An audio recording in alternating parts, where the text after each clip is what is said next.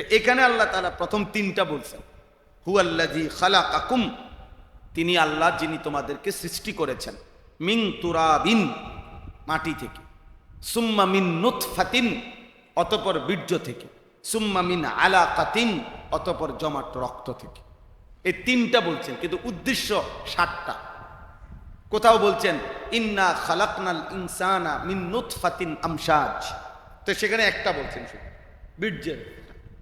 কোথাও আল্লাহ তাআলা বলছেন যে আমি মানুষকে মাটি থেকে সৃষ্টি করেছি, মাটি থেকে। তো এই শুধু মাটি বলছেন, উদ্দেশ্য হলো কয়টা? 60টা। এই একটি বলে 60টি উদ্দেশ্য, দুইটা বলে 7টি উদ্দেশ্য। সবগুলো আয়াত একসাথ করে তারপরে ব্যাখ্যা করলে এটাই স্পষ্ট।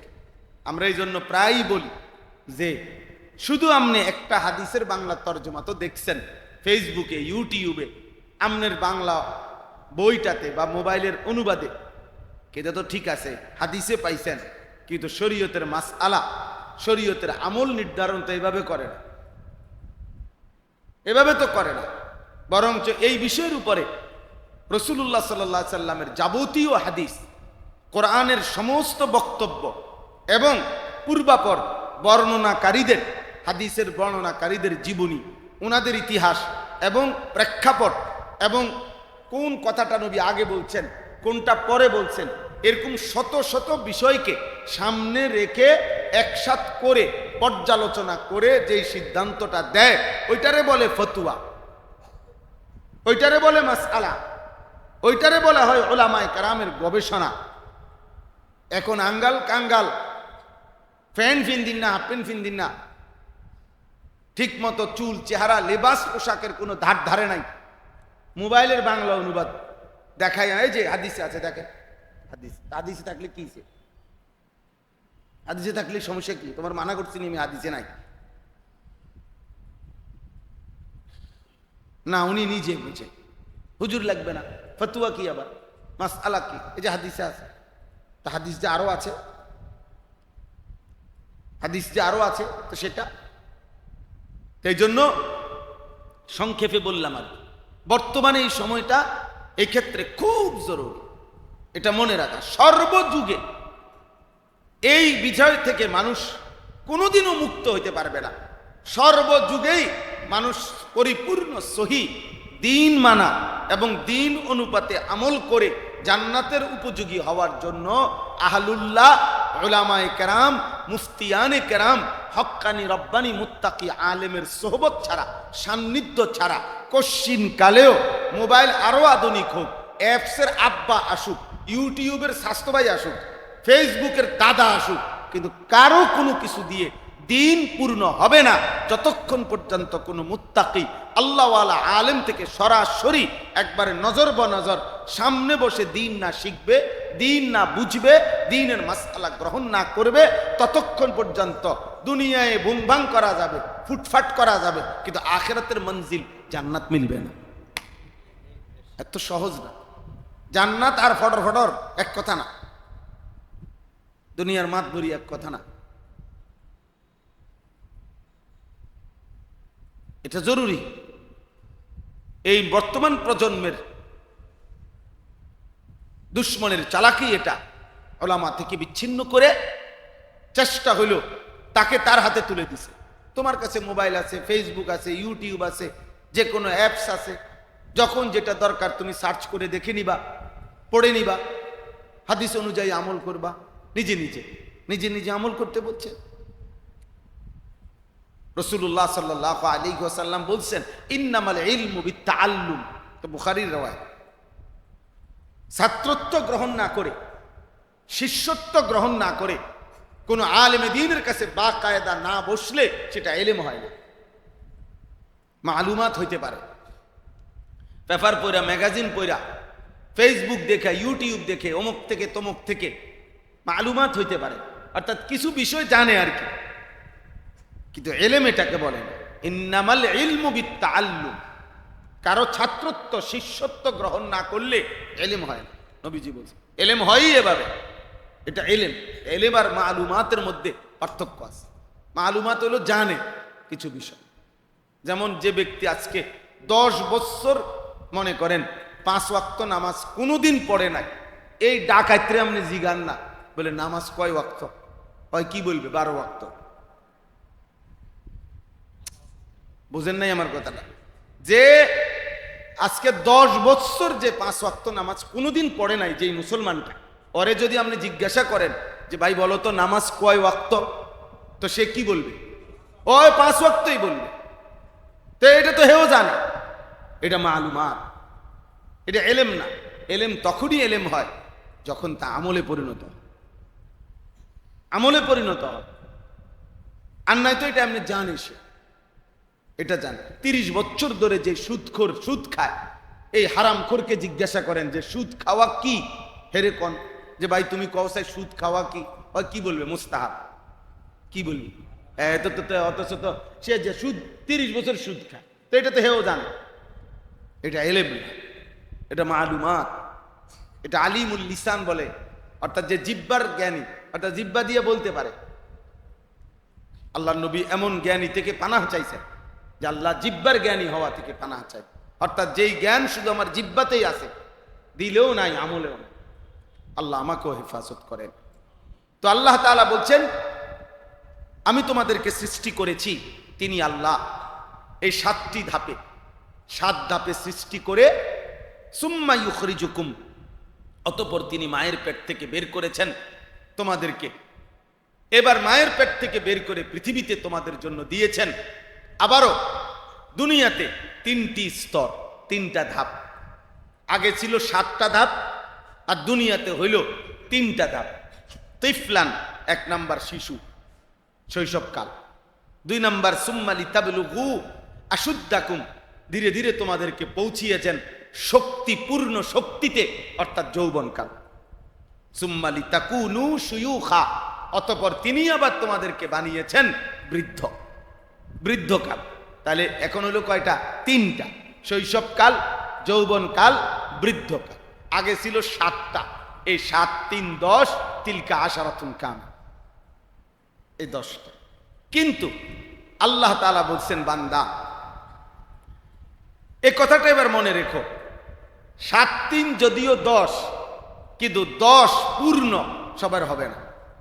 7 প্রথম মায়ের পেট থেকে বের হওয়ার আগের যেই 7টি ধাপ, ওইটা সবার উপর দিয়েই পার হবে, কিন্তু পরের 3টি ধাপ আমি আল্লাহ সকলের জন্য পৌঁছাই না। এরপরে এই কথাটা বলছেন অমিনকুম মাইয়ুতাওয়াফা মিন ক্বাবলু। আল্লাহ তাআলা বলেন শোনো, আগের 7 ধাপ তো সবার উপরে দিয়েছি, কিন্তু দুনিয়ার জীবনের যে 3 ধাপ, শৈশবকাল, যৌবনকাল, বৃদ্ধকাল, এই 3 ধাপ কিন্তু আমি প্রত্যেকেরে পৌঁছাই না। জন্মিলেই বৃদ্ধ হয় না, জন্মিলেই যুবক হয় না, বরং আমি আল্লাহ এই 3 ধাপে পৌঁছতে পৌঁছতে, চলমান পৌঁছানোর অবস্থায় চলতে চলতেই আমি আল্লাহ অনেককেই মাঝপথে মৃত্যু দিয়ে ফেলি। অমিনকুম মাইয়ুতাওয়াফা মিন ক্বাবল, মৃত্যু দিয়ে ফেলি। আমি কিন্তু সব বাচ্চাকে যুবক হতে দেই না, সব যুবককেই বৃদ্ধ হতে দেই। মনে রেখো বান্দা, অতএব এখনো বয়স কম, এ কথা ভাবার কোনো সুযোগ নেই। হাসান বসরি রাহমাতুল্লাহ আলাইহি, আমার কাছে একটা কিতাব আছে ছোট্ট, মিন ওয়াসায়াস সালাফ লিশ-শাবাব, যুবকদের জন্য আমাদের পূর্বসূরি মনীষীগণ কি বলছেন ওইখানে আছে। হাসান বসরি রাহমাতুল্লাহ আলাইহি বলছেন যে হে যুবক, মনে রেখো গাছের যেই ফলের জন্য, ফলদার গাছে যে ফুল বের হয় প্রথম, মনে করেন আম গাছ, যেই মুকুল বের হয়, তিনি বলেন সবগুলো মুকুল কিন্তু আম হয় না। যতগুলো ছোট্ট ছোট্ট পিচ্ছি আম হয় সেগুলো সব বড় হয় না, যতগুলো বড় হয় ততগুলো পাকে না, পাকে না। বরং তিনি বলেন হে যুবক, মনে রেখো ঝরেই যায় বেশি, থেকে যায় কম। অমিনকুম মাইয়ুতাওয়াফা মিন ক্বাবল, আল্লাহ তাআলা বলেন আমি ঝরিয়ে ফেলে বেশি, বাঁচিয়ে রাখি কম।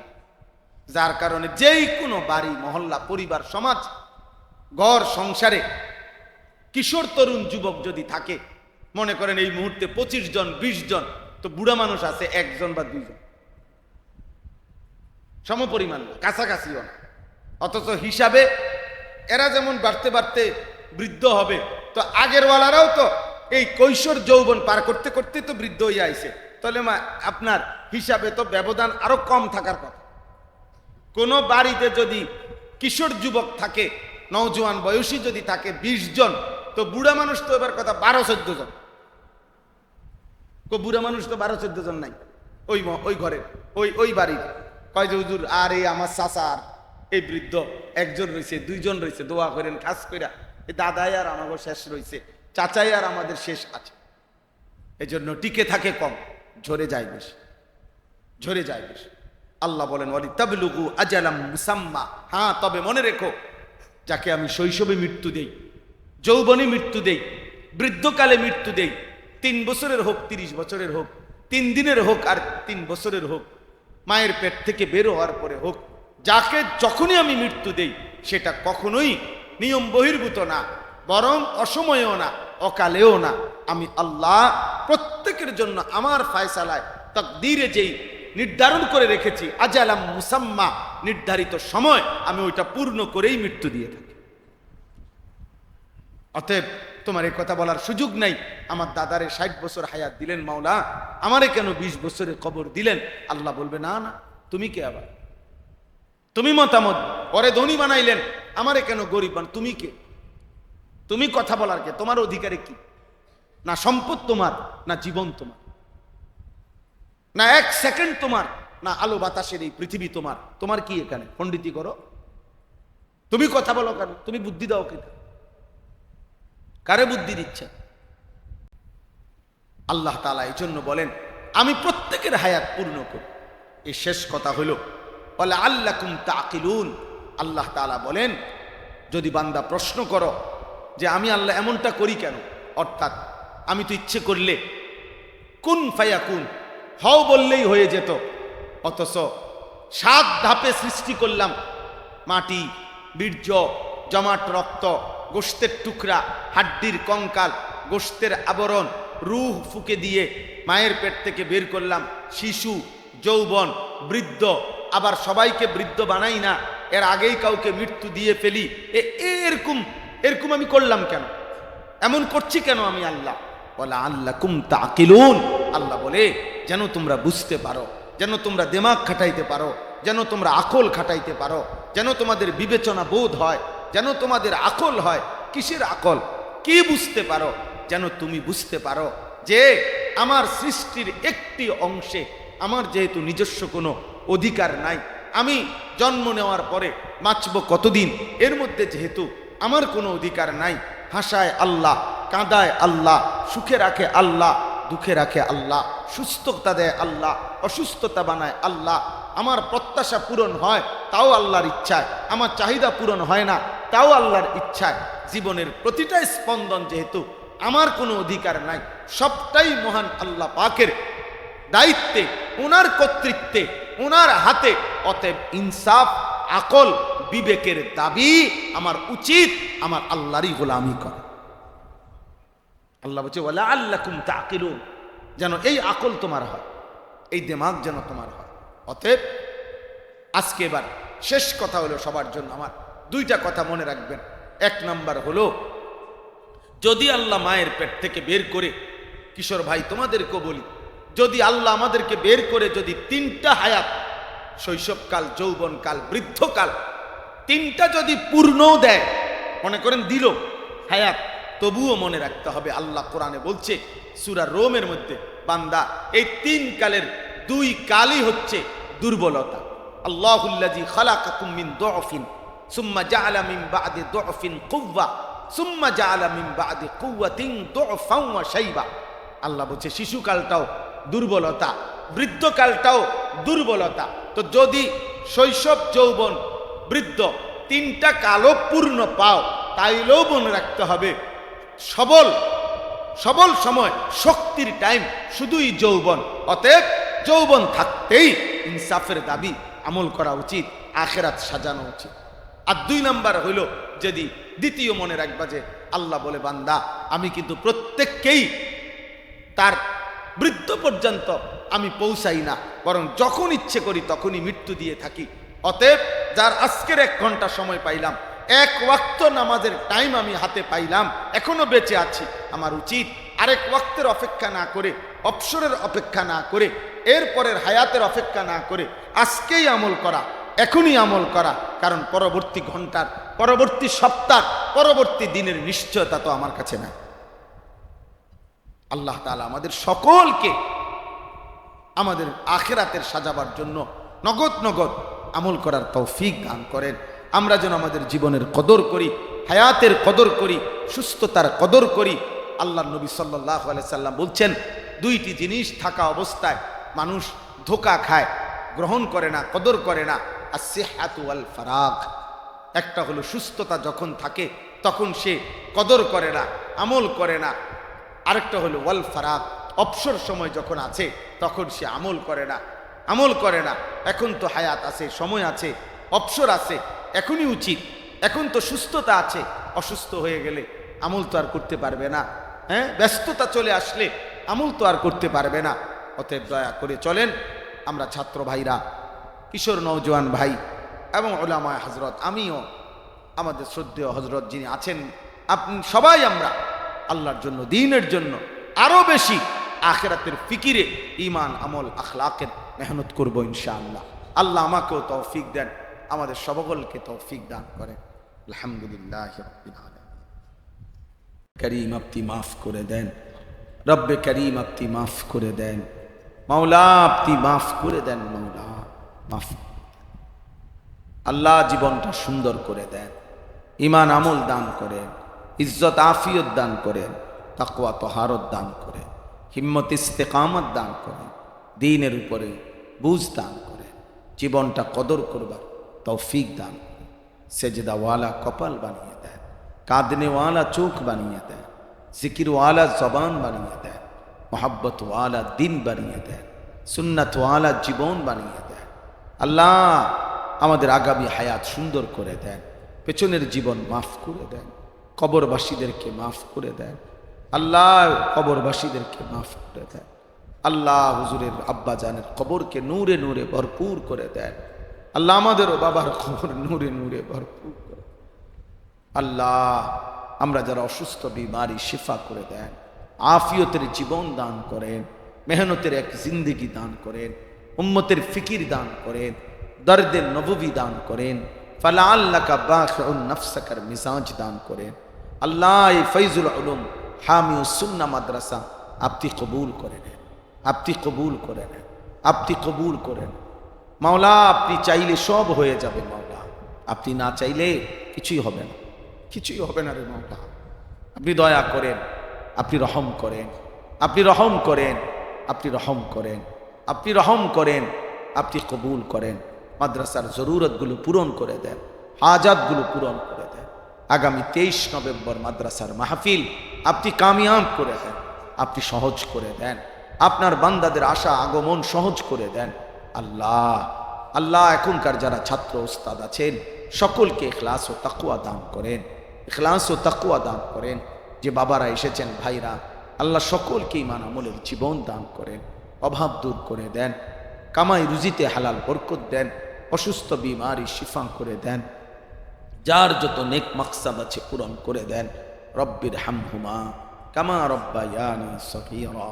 সুবহান রাব্বিকা রব্বিল ইজ্জাতি আম্মা ইয়াসিফুন ওয়া সালামুন আলাল মুরসালিন ওয়ালহামদুলিল্লাহি রাব্বিল আলামিন।